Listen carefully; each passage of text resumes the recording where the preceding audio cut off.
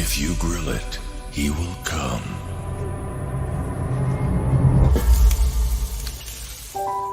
Hey. Hey.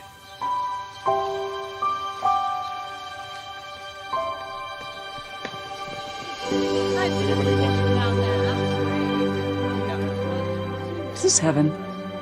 Nope. It's Fairway.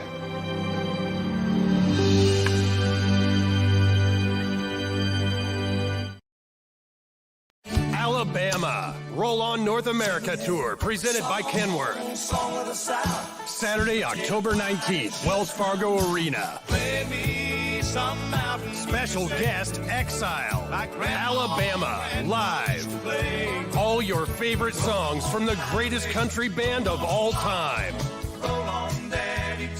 On sale now at HighVTix.com. Produced by Outback Presents. Two guys, two Chris's, one network. Iowa Everywhere. It's time for Two Guys with Chris Williams and Chris Hassel. Presented by Fairway Meat and Grocery from the Channel Seed Studios. Where? Everywhere. Live and always on demand at Iowa Everywhere.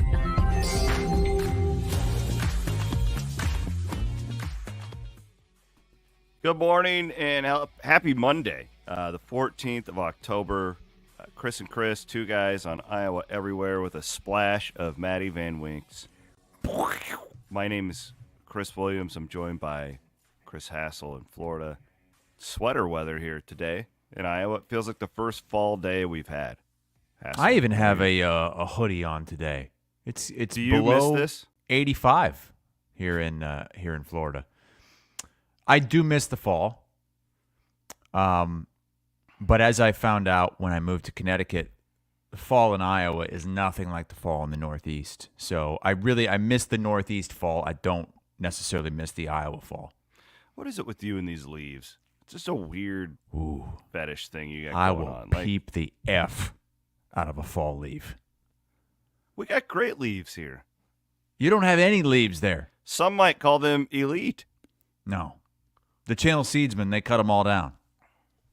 Shout out to all the Channel Seedsmen out there doing their farming, the harvest. More on that coming up.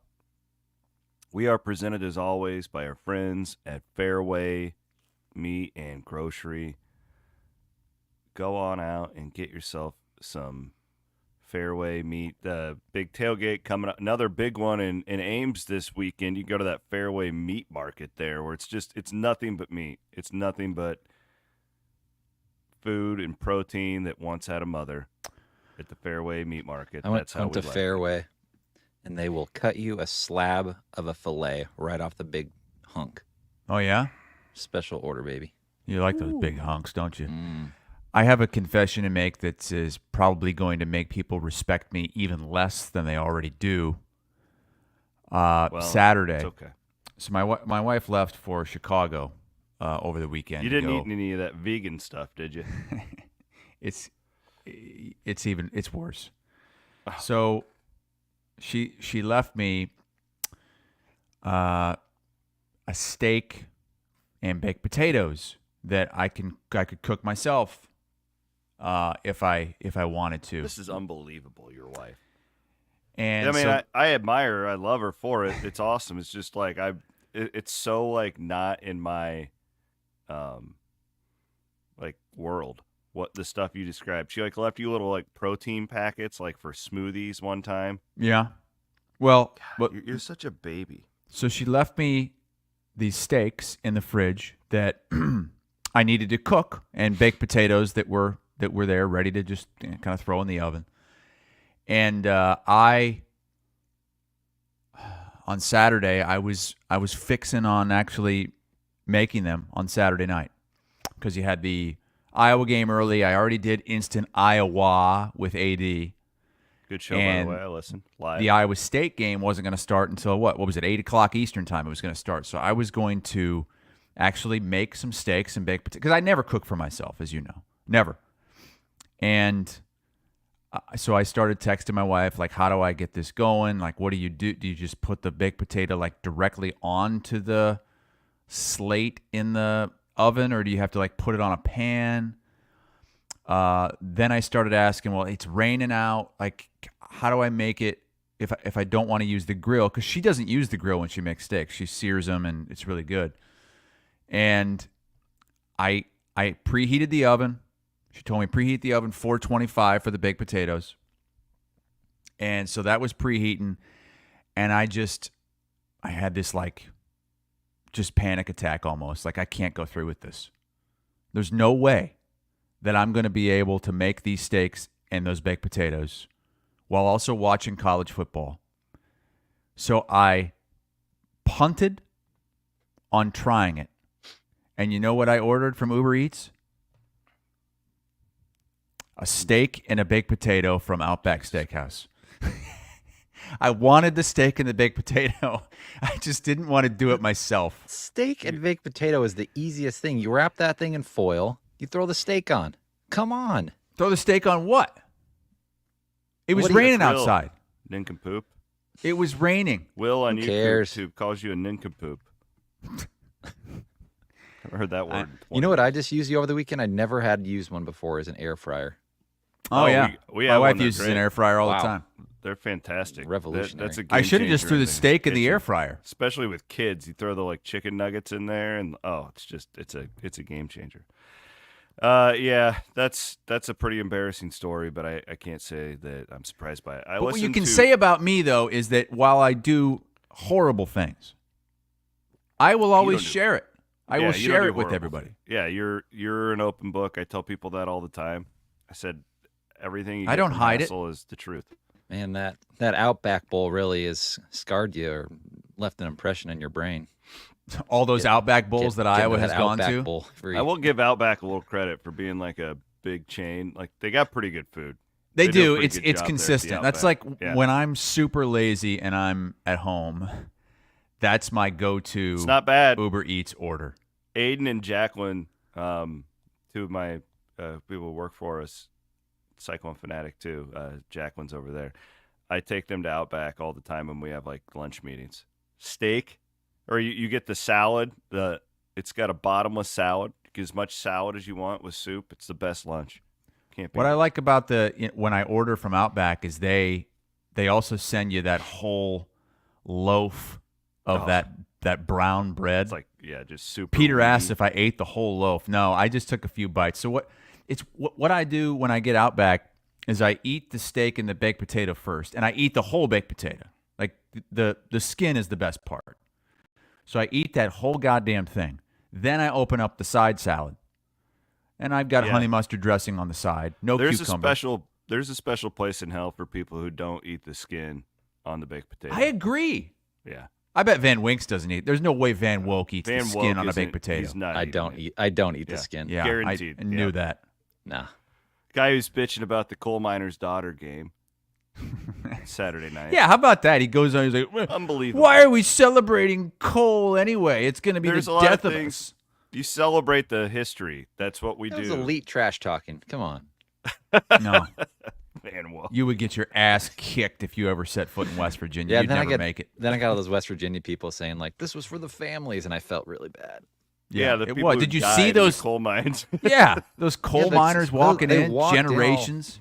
Yeah, all covered in soot. They've got coal lung. Their lungs They're are just just coughing. coated in black tar. Yeah, poor how'd that a coal rush go? They had a for lot them? of emphysema. Jeez, and Van Well, Winkle's making fun of You them. know what? I My was actually God. disappointed in that crowd from West Virginia. Like, Well, that it's was because the clones put him to sleep. Put him in the There was sleeper no hole. blackout. Did you see? I mean, everybody was wearing different colors. They couldn't do it. They couldn't pull it off. I thought they were going to be all in coal. Van Winkle, is Iowa State actually doing a blackout this weekend, or did the football program just say like, "Hey, They're we're wearing wearing- black"? They're wearing blacks. I kind of just put it out there. Blackout. Well, I mean, but it did. I know that there are people in the Cyclone football offices who listen to this program, what we might hear from, but it felt to me like they were kind of going out and say, "Hey, you guys should wear black." That's too. that's kind of the impression I got. Is like, hey, we normally don't tell you this till Friday or the day of the game. We're wearing black. Iowa Meat Just Sweat do your says that they have a black lung. Boom. I don't think Iowa Why State do you have fans to bring should- that up? You shouldn't Van wear Winkle? black. You make us all look bad. We've talked about this before. Black does not work at night. Your fans all wear black. It looks like nobody's there. You can't even see them. Don't wear black. No, I think you do it. I think you. Why? Because they're 6-0 and ranked 9th in the country. If they want you to wear black, wear black. God damn it. That's why. Just because they're wearing black uniforms doesn't mean that the whole crowd has to be in black. I love how Matt Campbell just doesn't give a shit, and he's wearing black no matter what. Oh, it's a whiteout. I'm wearing black. Yeah. Oh, they're having a blackout. I'm wearing black. I'm Matt frickin' Campbell. He just does it no matter what. So Iowa State tweeted last night that they're going to be wearing all black, but they didn't tweet the actual uniform. I wonder, do you think that the black helmet is going to have the I-State, or are they going to go with that script Cyclones again? I think it'll be the I-State. Damn it. I don't know anything. I felt like that was like a one-off special thing, but I don't know. Mike brings up a good point. They should have a dress like it's 1938 game. Jeez. What were the uniforms? I guess they dressed like it was like 1910 last year, right? For the Jack Trice game. We found out that They all look they naked. didn't wear helmets back then when they played. They didn't That have seems to. dangerous. Yeah, it didn't wasn't have to. mandated that you wear headgear until 1939. Well, it'll get more difficult to pull any of those off as it gets colder, right? Like, there's not a lot of people that just go out and buy a white winter coat, because it's a whiteout game. Those things get a little harder to pull off. Anyways, Iowa State is 6-0. They are ranked 9th in the country in the new AP top 25. Look at the list of the other top 10 teams here. I know. I was doing that Texas, yesterday. Real blue Oregon, bloods. Penn State, Ohio State, Georgia, Miami, Alabama, LSU, Clemson, and there's Iowa State right there in the middle at number 9. Sign of things to come, baby. Sign of things to come. Great win on Saturday night, Hassel. I'm not going to go into my too deep of X's and O's. I've done that on Cyclone Fanatic. Most of these people who care about that have probably already listened to that, or you can. The biggest takeaway I have from this game, I have watched it back now, is just the dominating fashion that we continue to see. It's like, well, prior to this game, it's like you're doing that against teams you should do that against, and you were, and you deserve credit for that, not playing down to them.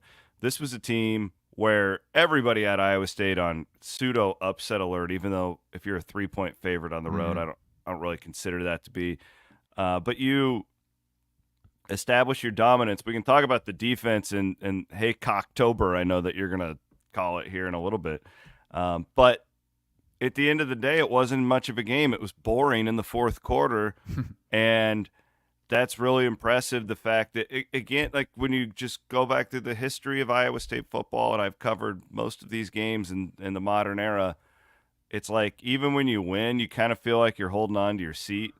Other than some of those Purdy, Hall teams where you knew you were better. But even that year was 2020, so it was like just different. Everything felt different. They are just establishing dominance on their opponents right now. And you can say, oh, their schedule sucks or whatever. I've seen it all from Iowa fans who are not happy with this. The fact of the matter is that I've seen Iowa State play against teams in the past where it's like, yeah, you should beat them, and then you're just not good enough to establish that dominance and go out and not only win the game but dominate. This is unlike anything I've ever seen before at any level of Iowa State football. The way they're doing it each and every week, just dominance. You use the word dominance a lot. It was the opposite early in the game, and it has been all year. Isn't that such a testament to this coaching staff that you could leave a game talking about a dominant win when you were getting run all over in that first quarter? I mean, West Virginia, right down the field, Iowa State did not have an answer. I was feeling like, geez, my prediction might be right, that they just it's a tough atmosphere. It's a pretty good team. Iowa State's defensive injuries are finally going to catch up to them in this one. West Virginia taking advantage of that. They've got a quarterback that can kind of do a little bit of everything, gets to the edge, and he's tough. He's gritty. What's Iowa State going to do? And, man, what a response. And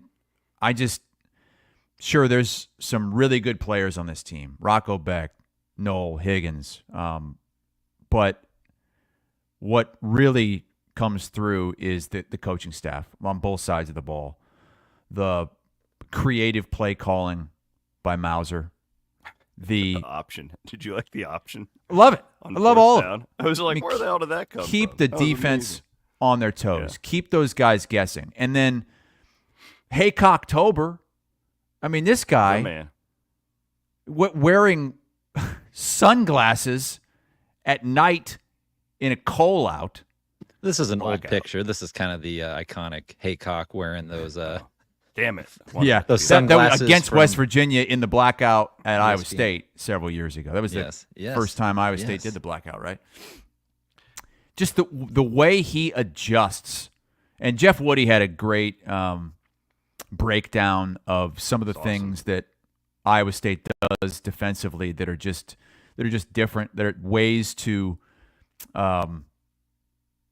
make an offense kind of fall in on itself.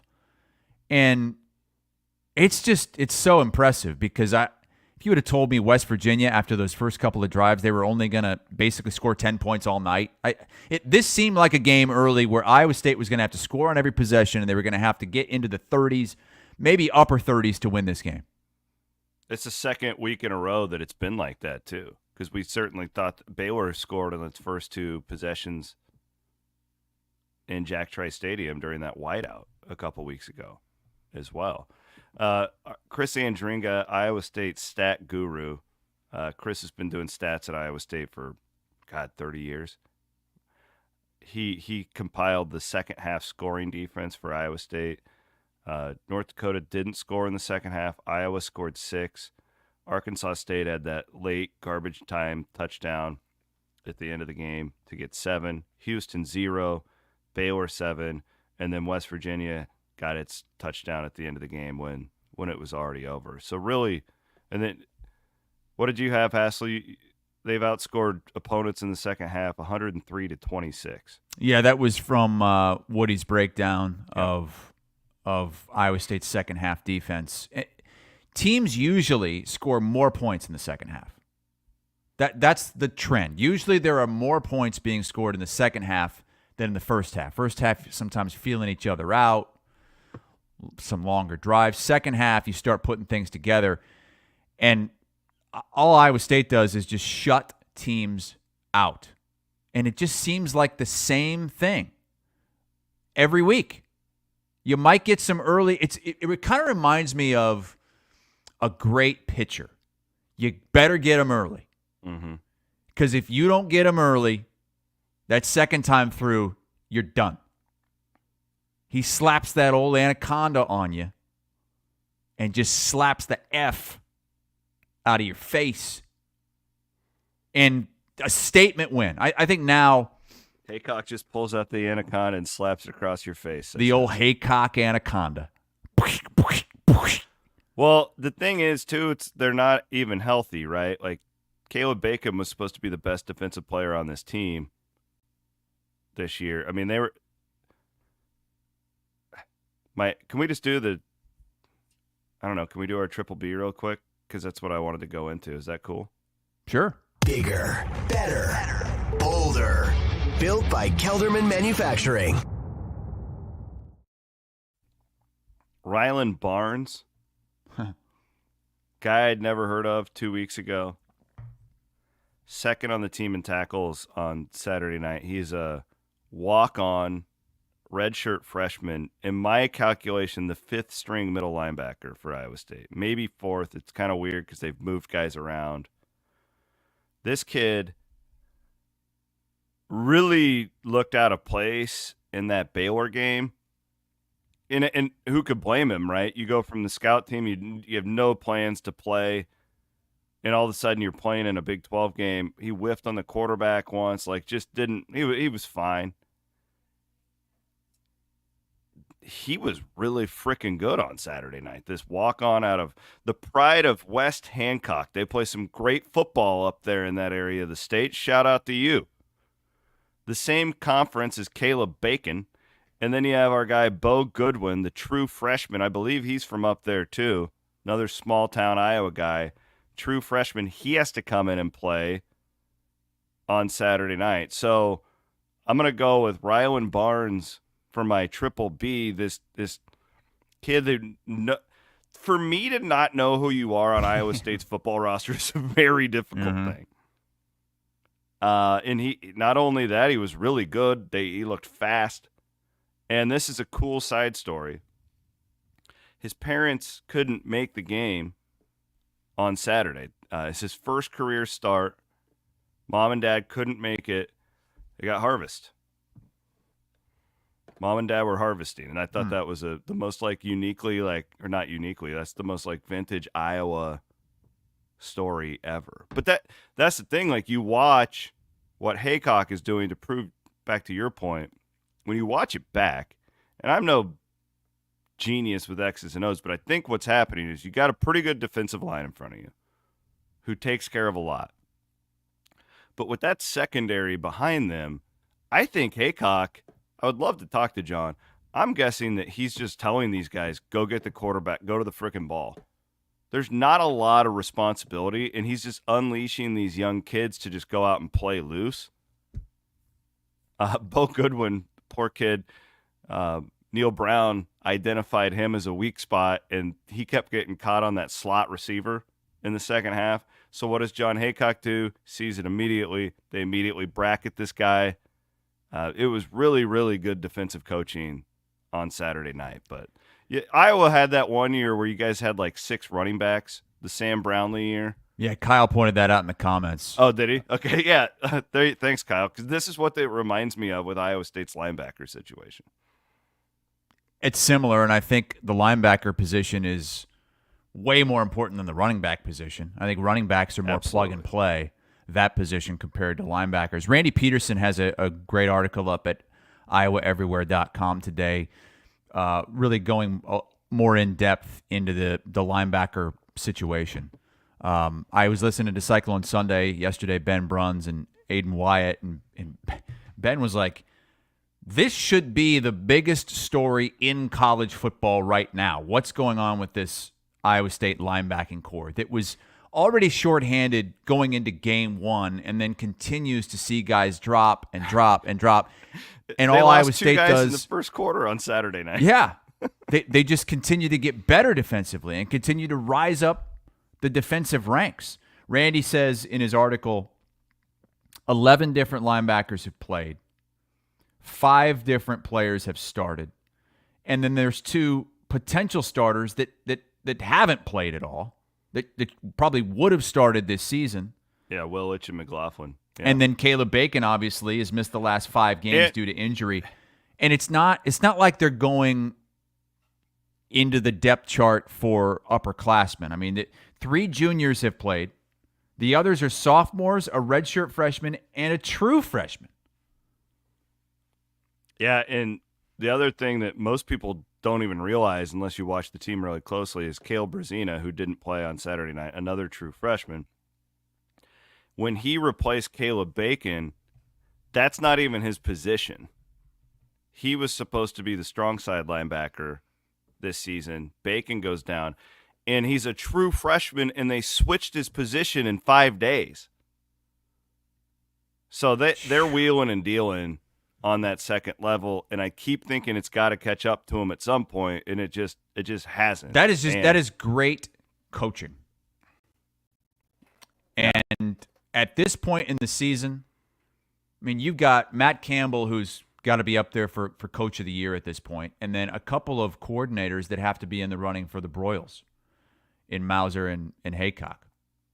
It's so Mauser impressive. Stuff is the stuff they're doing on offense, and I like Taylor a lot. I'm a big fan because I think I like his aggressiveness. Like the other night, they're relentless. The way that you're going 5 wide, then you're gonna have 3 tight ends, then you're gonna go 5 wide again. Oh, we're gonna run the option, a power run game.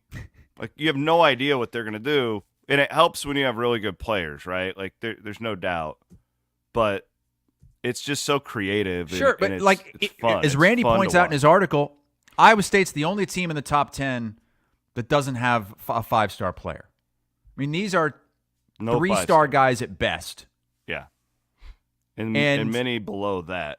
Yeah, there's guys that don't even have a star. Mm-hmm. Like you and Bloom have talked about. There are some players Bloom didn't even know. And he's the recruiting guy for We Will. He's the one who writes the checks. God. There you go. My triple B. I go Rylan Barnes, but I think a lot of those younger. It is neat too. You guys have experienced this at Iowa a ton, and we have to a point. But a lot of these, like Rylan Barnes, Bo Goodwin, the Iowa kids who prepped in Iowa. Caleb Bacon was that way. How about that? I think it's the Northern Iowa Conference. If somebody will shout out to them, maybe they should be my triple B, because that's Rylan Barnes and Caleb Bacon came from the same conference. I think it's Class A football. Jeez. And they go from that, and Bo Goodwin goes from playing Class A year ago to now he'll probably be starting next week in Jack Trice Stadium. That kind of reminds me of the early days of the Ferentz era. Cooper Ebel, too. Yeah, I apologize. Cooper Ebel's a redshirt freshman out there. He's the one who's been this consistent. You'd have guys come from 8-man football, and they'd be all Big Ten. NFL players. You know, Top Chad of Iowa Greenway. Conference. There you go. Goodness. Yeah, it's cool. It gives you a little extra feel good, and I loved the harvest story too. You know what pisses me off, Hassel? I know what Nothing you're gonna pisses say. me off more is when these fucking people make fun of farmers for having to harvest. Oh, you can't go to the game. That's my dad. My dad. Jesus Christ! has always Like it's done their that. entire livelihood. Leave them alone.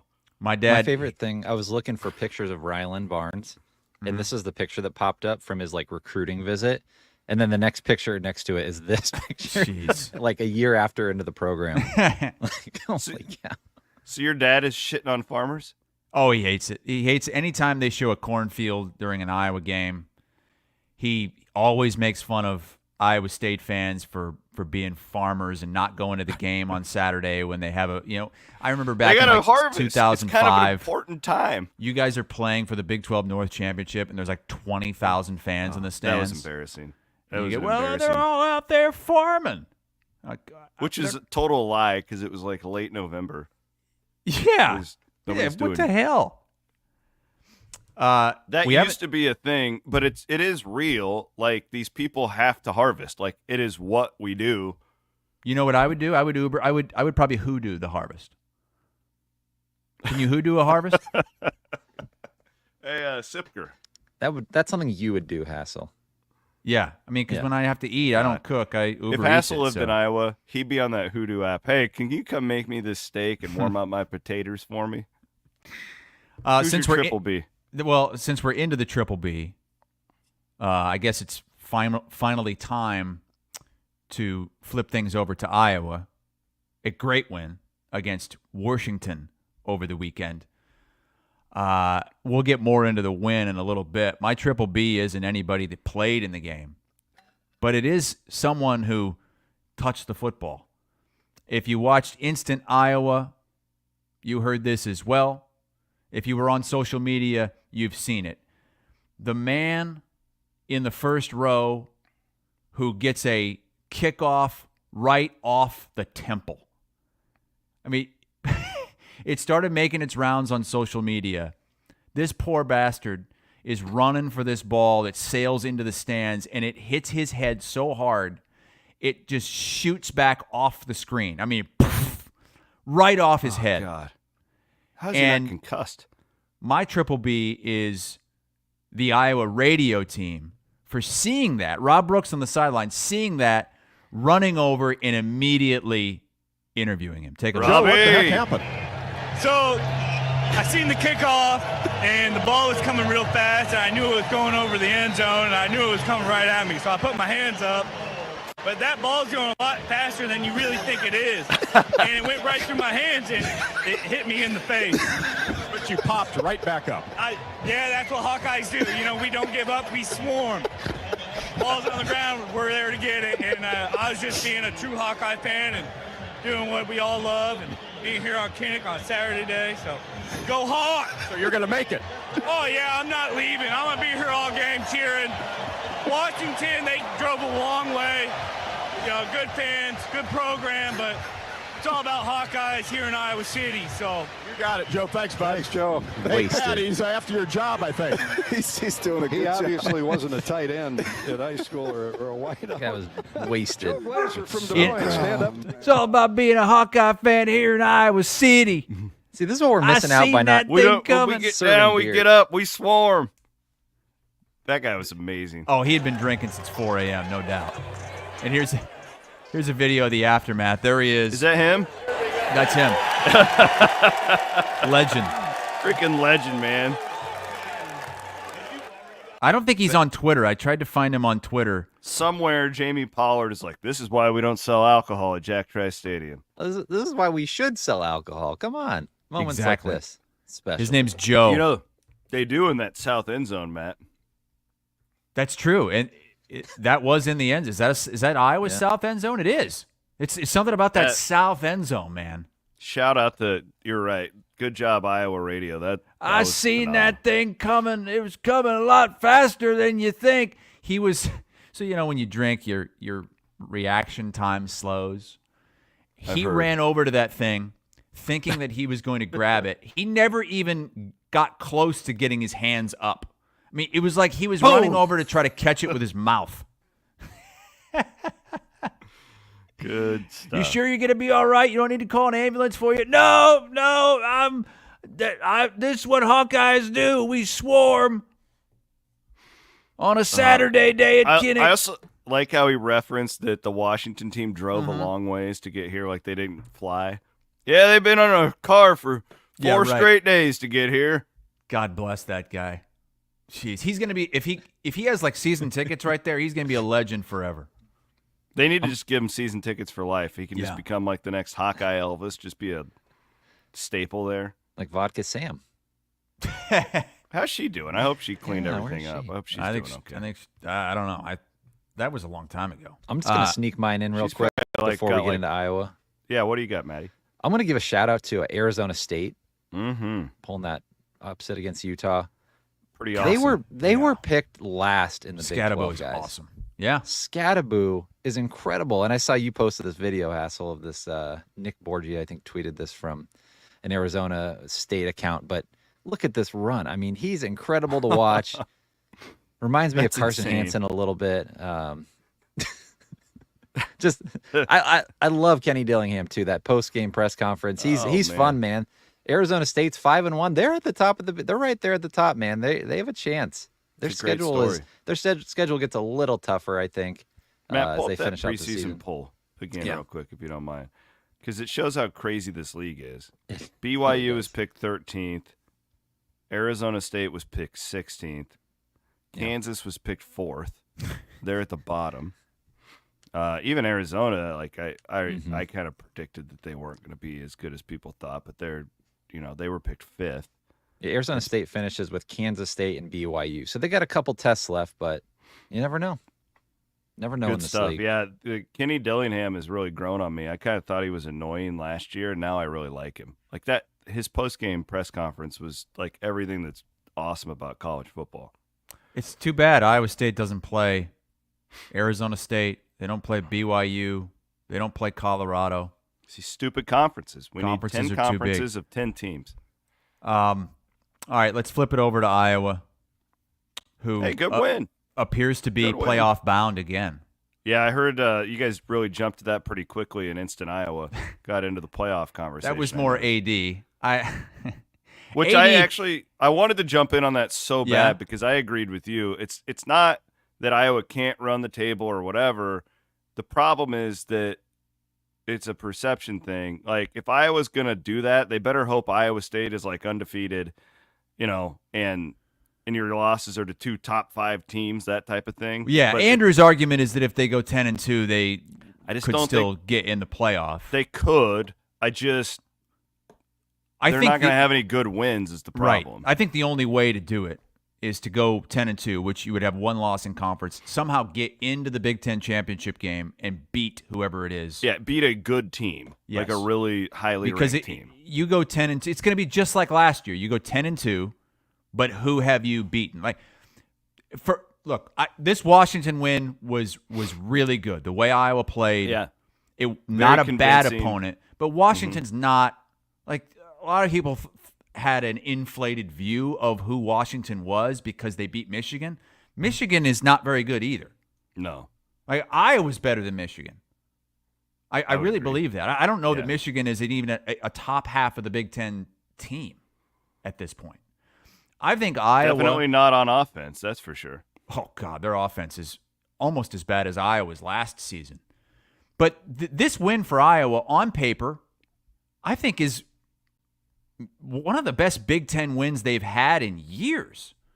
Like, try to find their best Big Ten win, because all the wins they've had are against, let's face it, teams that aren't Ohio State, Penn State, Michigan. I mean, a lot of Big Ten West teams and bottom dwellers. Of the it's East. the Minnesotas, it's the Yeah. Nebraskas. I best think win since Penn State. I think it might be. I think it might be Yeah. the best win since that 21 season against Penn State. Now, that Penn State team ended up, I think, only winning 6 games. But at the still, time, a top like, 5 that was- team. Yeah, and they have. And I think talent. this Washington team, this is a 6-7 win team. They're tough to beat at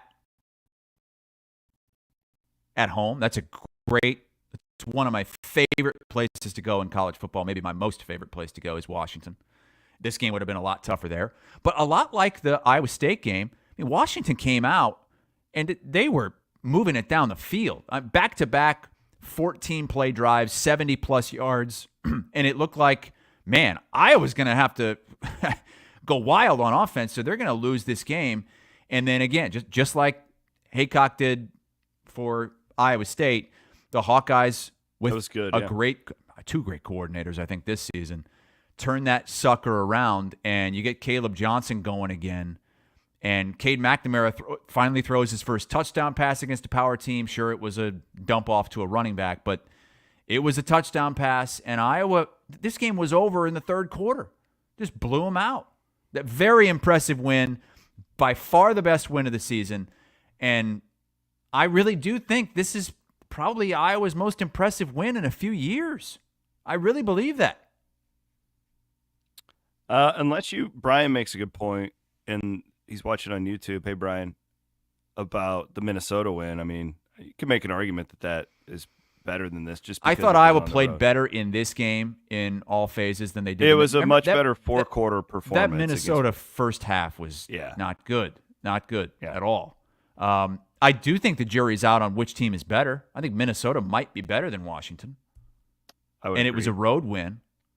But you look at Matt, pull up Iowa's schedule and the results they've had so far. Because they've played a pretty good schedule to this point. I mean, your 2 losses are to unbeaten, well, no longer unbeaten Ohio State, but to top 10 teams. Iowa State's number 9.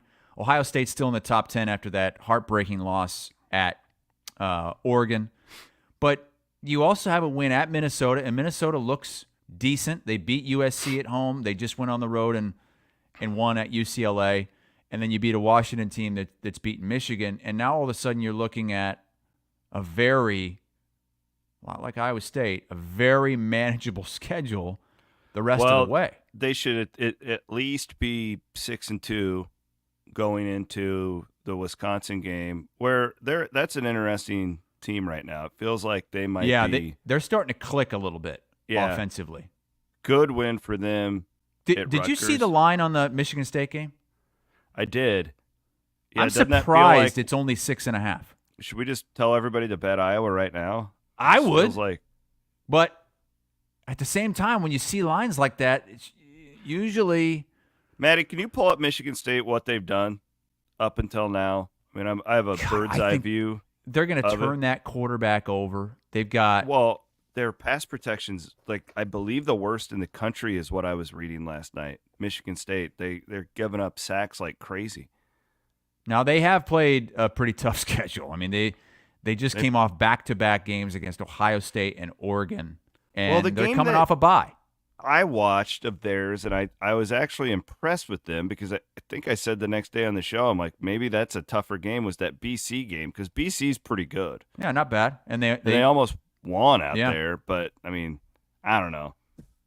Maybe we're overthinking it as far as And look, Aiden Childs is their quarterback. He has 5 touchdowns, 8 interceptions. He's talented, but he's young. He's prone to mistakes. I feel like they could just eat him alive. And who's going to stop Caleb Johnson at this point? Well, it doesn't appear to be many people because he is Ohio he's State in beast mode. Has been the only team that's been able to do it. Relatively. I mean, he still went for almost 100 yards. I feel much better about this Iowa team. I think that they have proven to me that they are better than they were last year. And I think that there's no reason they can't win the rest of these games. I think the toughest game is Nebraska, and then it's Wisconsin. But both of those games are at home. I mean, your road games are Michigan State this week, at UCLA Friday night. That's kind of a weird spot, but UCLA is not good. And at a Maryland team that's not good. They'll beat UCLA, yeah. Maryland just lost at home to Northwestern. So it's we talked about, Iowa, look out, it's the new Big Ten. You're in for a rude awakening now that you've got these other schools coming in and the Big Ten West is gone. This is looking very Big Ten Westy the rest of the way. I want to talk about the Big Ten and the issues of the travel that we're seeing, but I want to thank our friends at Freedom Tire. Freedom, freedom. Freedom Tire, whoa, whoa, whoa, whoa. Thank you. Got a great sale going on through the end of October. You got it, people. I know it's not sexy to buy tires. You're not like just, I can't wait. You need them with all the weather coming up. I'm telling you, you need to get those tires fixed. Support our friends at Freedom Tire. Everybody needs tires. You can get a set of 4 Goodyears in October with a rebate of $100, plus get up to $225 in additional mail-in rebates, or you can purchase 4 Coopers and get an instant $60 rebate. Hell yeah. Freedom Tire. They have locations in Altoona, Ames, Des Moines, West Des Moines, Urbandale, and their sale ends that we're telling you about on the 31st of October. So Halloween. I want to thank our friends at Full Court Press Restaurants. The Oktoberfest going on around. I'm going to go to Iowa Tap Room this week. Looking forward to that. Favorite Full Court Press restaurant? Go. Royal Mile's mine. I love Royal Mile. Oh, well, I've never eaten at the Royal Mile. I've only ever gotten the Belgian beers that we got you so hammered on. Oh, my God. Like 15 years ago. Give me one of those Belgian beers. Yeah. But for food, it's Fong's. Yeah, I mean, my God. That pizza's amazing. Yeah, I won't do the crab rangoon, but I'll do it pretty much anything else. Okay. The crossing time zones thing has been really interesting to watch. This is one of those deals, Chris, where I wonder, like, these teams are going to get better at it. What is the stat, real quick, on the? It's like they're like I've got 3 it right and 10. Here. From John Wilner on Twitter. Teams crossing multiple time zones are 3 and 10 straight up. Big Ten teams. 3, 9, and 1 against the spread. So here's my analysis on it. This should have been expected to an extent. The teams will get better at it. But I wonder if this is one of those things where I bet you money in the next 2 years this will continue to be a thing, because it's hard to change the clocks of 18-year-olds. Mm-hmm. It's hard enough to do when you're in the NFL. We see this in the NFL. It's all those guys have to do. It's really hard to flip the clock of 20-year-olds on a day-to-day basis. That was a 9 a.m. kick for Washington, and Jed Fish had a couple 9 a.m. practices to try to prepare for it. These coaches are going to start to bitch and moan about this like coaches do about everything in the next couple years. This will be a story. But, we need to regionalize our schedules. Not necessarily that would be a conference realignment or anything, but as far as like if you're the Big Ten is really the most severe, although you could argue the Big 12. The Big 12 doesn't hop 2 time zones very often, but they will. I just think this is going to stay a thing. ACC has this problem too. Yeah. I just think this is going to stay a thing. Like, I don't think all of a sudden Vegas will correct it. Like, they're going to start to adjust their point spreads to this trend. But I just don't know how much a college football coach can do unless you're coming off of a bye and you have 2 weeks to prepare for a cross-country trip. What are you going to tell, like, your whole team you have to go to bed 2 hours earlier leading up to it, like 4 days before? It's really hard to do. You don't own these guys. You don't control them. This is not their job, even though I guess that's kind of different now. You see my point? Like, this seems like it's going to be around for a while. Yeah, I don't and think there's adjustments to make. If the coaches do bitch about it, I don't have a problem with that because this shouldn't be happening. These conferences should not be coast to coast.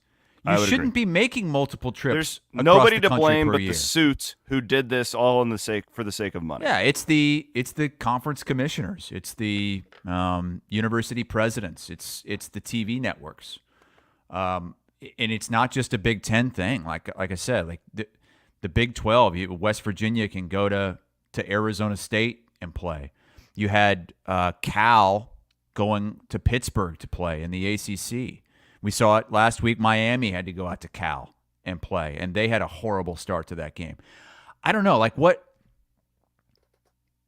teams have struggled with this in the NFL traveling to London. Like, what do? Do you go a week ahead of time and get totally adjusted, or do you go later? Because there's some people that say if you just go later and you don't spend multiple nights there, you don't have time to kind of get acclimated, screw with your body, and you just play and fly back and you're fine. I don't know. Somebody is going to do a study on this though and figure it out what the best thing to do is. But the problem in college is you can't go out a week early. Like these NFL teams, if they have, I think it was the Denver Broncos a couple weeks ago. They had a game in Tampa, and then they had a game it was somewhere in the Northeast. I don't know if it was Philadelphia or what. But they stayed out on the East Coast for 2 weeks. They didn't go back. They stayed in West Virginia at the Greenbrier between those games. And they won both of those games. Mm-hmm. Yeah, you like, to your point, you just can't keep 100 college students in LA if you're 100 student athletes. Yeah, right? Like in all of that support staff. When a college football team, it was the Bucks and the Jets, by the way, that Denver played. It's like an entire circus when you have all of these support staff. You know, these coaching staffs have like 40 people on them now. I don't think that this is going to go anywhere, and I think that it'll be a conversation. This will be just like back in the day when they kept telling us that we don't need a playoff in this sport because we've got to preserve the bowls. Mm-hmm. You know, the bowl games, it's the essence of college football. It's what the fans want. They want to see the blockbuster bowl.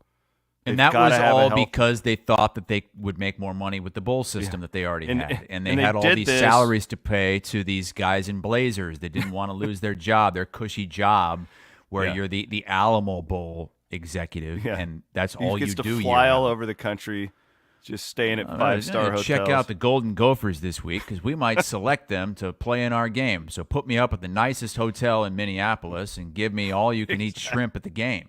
Yes, you're catching on. I love it. And that's what it is. Like, that's what this is, though. It's like everybody, when this stuff started happening, we were all like, well, that's stupid. Why would Rutgers be in the same conference as UCLA? It doesn't make any sense. Like, what are we doing? And everybody's just like, oh, well, you know, it's 2020. They're all flying. You know, have you ever flown a private? Yeah, I have. I've flown from Iowa State to Corvallis before with basketball. It sucks. In a little prop plane, it's a frickin'... Like, you can say all you want that what's the difference flying 1 hour to 3 hours? The difference is in the time zones. It really screws with you. It does. When you're going back and forth from different time zones, your body just, it doesn't handle it the same way. This is going to be the same deal in these same people that bitched about eliminating the bowl games, and they're going to be like, oh, yeah, this is a real problem. We should fix it, even though they told us forever. No, The travel, it's so easy now. It's all about money. Don't let anybody tell you anything else. I love, though, that was a noon Eastern time start for Iowa. Those are so rare these days. God, Chris. Iowa and Iowa State play at the same time this week. What's it? They're both at 7:30 Eastern? 6:30, yeah, 7:30. 6:30 Central. Yep. And what I really noticed is with those noon Eastern time games is you can really focus on your game. Whereas you play at night or in the afternoon, there's so much other stuff going on. It's hard not to check in on, oh my God, Alabama's losing. You know, these networks are all trying to compete with one another, so they all put the best games that they can find at primetime because they want the biggest rating. Well, so it's like last week, it's like I wanted to watch, I would have loved to have watched Ole Miss, LSU. You had Oregon, Ohio State. I know Iowa State, West Virginia isn't in that, conversation, but what they'll do is they stack them up against each other now because they're trying to compete. They're not. None of it's for the sake of the fans. It's all about money. I just wish they would put more games at noon Eastern time. Yeah, absolutely. Because that has been the block that has totally been forgotten about. Fox did its big noon thing. That's why. It's all these people, and they go to these pumpkin patches all day. Oh, for God's sake. I'm telling you. That's why. There's not as many people watching TV, though. Do we have more kick times coming out today? It's got to be, right? Because Iowa State doesn't have – do they have any kick times right now for the rest of the season? Iowa State, no, because they don't play on the 26th. It's a bye week after this week. So then – and then it's Texas Tech, right? So we'll it'll get be that homecoming, and then my guess is that Kansas game at Arrowhead will be a morning, 11 that has or 2:30. to be a day game because the Chiefs play the next day. Thank God. So that will not be at night. I'm guessing that'll be God. an 11 a.m. kick. I don't know that, but it certainly feels like if the Chiefs are there, you have all these tailgaters, and you got to get them out of there. I think Iowa State they want to fight for those night games now. They like that atmosphere, get those fireworks going. For God's sake. I think Pollard would take the night games anytime. I don't know. So the thing that made night games special is because you didn't play them. No one played night games. Yeah. And the only time you would play at night is if it was a huge game. But now when you go into a default setting where, they're playing, okay, let's do that at night again. We want to do it at night. I hate it. I think it's ruining my experience as a college football watching fan because you're putting all of this stuff and especially scooting it out later as well. This Big 12 after dark is killing me. It is. I can't take it. I was up until it was 2:30 in the morning on Friday watching that Utah-Arizona State game. Poor and so Chrissy. Then you're backed up against it already on Saturday. Nobody feels sorry for you. It's too much.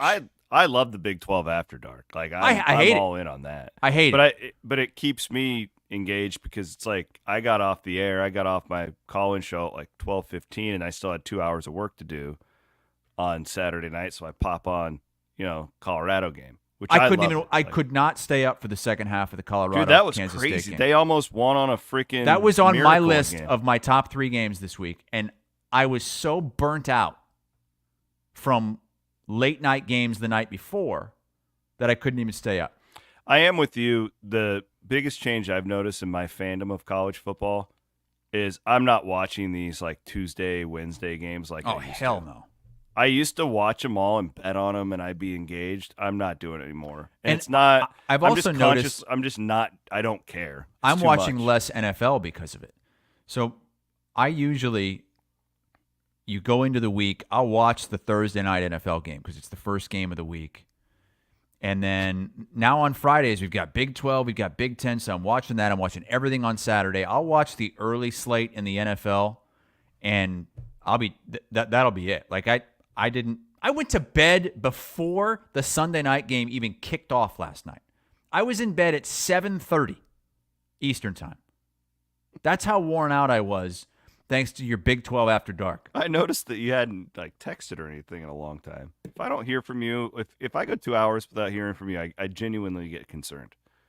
Well, you went about 14 hours because that's how long I slept. How do you sleep that long? Because I was so exhausted. Exhausted from consuming all of that football on Thursday, Friday, Saturday.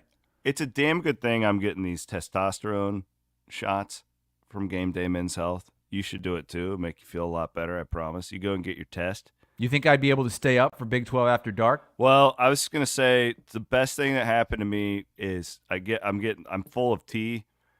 These puppies, if you had a puppy, when's the last time you and Kristen actually had when was your dog in that state? Nori's 7. It is exhausting. Oh, yeah. Oh, my God. Oh, yeah. Because the problem is Diffie thinks that he thinks that my 5-year-old is like one of his litter mates. And holy shit, he chews on her all the time. Matt, I'm going to send you a picture right now. I want you to pull this thing up. This is my 5-year-old and Diffie on Saturday night. I had to put him in a fence during the Iowa State game. I saw you sent a picture and it was a dog in a cage. And I was wondering where you were at. Because I couldn't work. I couldn't do anything. Look at it. This is my 5-year-old and Diffie. This freaking dog chews on everything. Diffie's huge now. Yeah, he's a big boy. I've seen Diffie in a little bit. But I'm walking him 4 times a day right now. I cannot burn this dog out. No. Diffie's taller than Elise. I cannot burn this dog out. It doesn't matter how much I walk him, how much we play with him. He just eats everything and he chews on Elise. I had to tell Elise's daycare provider, listen, I am not abusing her. The marks on her arm are from the dog. Oh. Yeah, it's a lot. I've never had kids, obviously, but having a puppy was the most exhausting thing until Big 12 After Dark this season. It's killing me. But you can see, though, the value of those Pac-12 teams when it comes to TV. It's we're all staying up and watching it. Except me, because I can't. The East Coast thing, it's so much different than Central Time Zone. It's just, I can't do it. I try so hard. I try, Chris. I really do. Yeah, what's harder, staying up for Big 12 After Dark or cooking a steak and potato? I think the thought of having to cook that steak and potato really took a lot out of me as well. Just mentally broke you down. I mean, look at all I had to do on Saturday. We had the Iowa game at noon, so I'm basically standing and pacing for the whole game. Then I have instant Iowa with AD. So we're doing that for 45 minutes. Then I'm just trying to settle down a little bit. I on Saturdays I'll walk on the treadmill because I'm so into these games I can't even go outside. I can't go for a walk. I need to watch all these games. I get the quad boxes going. And then I've got to think about trying to make this steak and potato, and I'm just obsessing over it for an hour, and I'm starving. It was a rough weekend, man. Somebody in the chat said they can just vision you. It's 2:30 in the morning, and you're just locked into the Big 12 game, just munching on that Outback bread. I really did stay up till 2:30 on Friday for that. I was so into that Utah-Arizona State game. No, that game was great, and it really made me think about Iowa State's schedule too. Because what the hell is Utah going to be like if they don't have Rising, or if they have anything close to that version of Rising? Oh, that game on Iowa State's schedule looks completely different. Totally. In November, Rising is like Deacon Hill out there. I'm really surprised they didn't bench him as bad as he was. I don't know. Yeah. Whittingham has to answer for that because, there's no way that backup is worse than that. We've seen him. As Van Winks pointed out, that's Iowa State's only remaining true road game. That's it. Because the only other road game, quote unquote, that you have is the Kansas game at Arrowhead, where Iowa State fans are going to outnumber Kansas fans. Iowa State is, I think at this point, you do a look-ahead line for Utah, Iowa State might be favored in that game. I think we might be sitting here, and Iowa and Iowa State are going to be favored in every game the rest of the way. Do you want me to do that for Thursday? Yes. I have Let's do look-ahead lines for both these teams, because I think I'll do that for Thursday. All right. Yeah, Because I'll use like real power ratings too, not just like. and what Utah's I think. not ranked anymore. This was a screenshot taken Mm-hmm. before the rankings came out. So, by the way, speaking of rankings in the Big 12, and this kind of goes to what we've been saying all along, that the Big 12 is probably only going to get one team in the playoff, and there is a chance that Iowa State, even if they win the Big 12, they don't get a bye. Look at where BYU is ranked and try to figure that out, because BYU has a better resume than Iowa State does. And BYU is down at 13 at 6-0. The problem with our system is that it's all on perception as to where you were supposed to be. You know, like, I mean, Iowa State, everybody knew that they had a pretty good squad coming into the year. They were picked like 6th in the league. BYU was picked 13th. And look at Arizona State. They have one loss. They're not even ranked. It's because they were picked at the back. Like, it's stupid. It's ridiculous. And then you got Michigan. Michigan is ranked at 4-2. It's all perception, and most of these voters are not watching most of the games. I hate to not throw my media friends under the bus, but it's just impossible. It's a bad poll. We need to get it. We need to fix it. At the end of the day, the AP poll doesn't matter. It's only the CFP, and the first college football playoff rankings are on Election Day, November the 5th. So still a few weeks out from that. I looked at some more. I saw some more projections, Williams, that don't have Iowa State getting the bye. The projections from ESPN, which take this with a grain of salt because they didn't even have Iowa projected to be in a bowl game. But both of the ESPN playoff projection guys at ESPN.com had Iowa State getting the 10 seed as the Big 12 champion and going on the road, with Boise again getting that bye. I think it's beginning to look less likely that Iowa State would have to play in that opening round the more they win. I mean, but I still think if they lose 2 games and they're the champion, there's a chance Boise State, with one loss, and that one loss being at Oregon by 3 points, there is a chance that Boise can get it over the Big 12 champion. The Oregon win over Ohio State, that only helped Boise. Yeah. No doubt. All right, well, we have a loaded week for you guys. Murph and Andy will be live across our platforms today at 1 o'clock. We've got our Big 12 show, Big 10 show. CW pod tomorrow. Randy Peterson's going to join me. We're going to talk some Iowa State and Big 12 stuff on that one. Look forward to that. Go read Randy's column today at iowaeverywhere.com.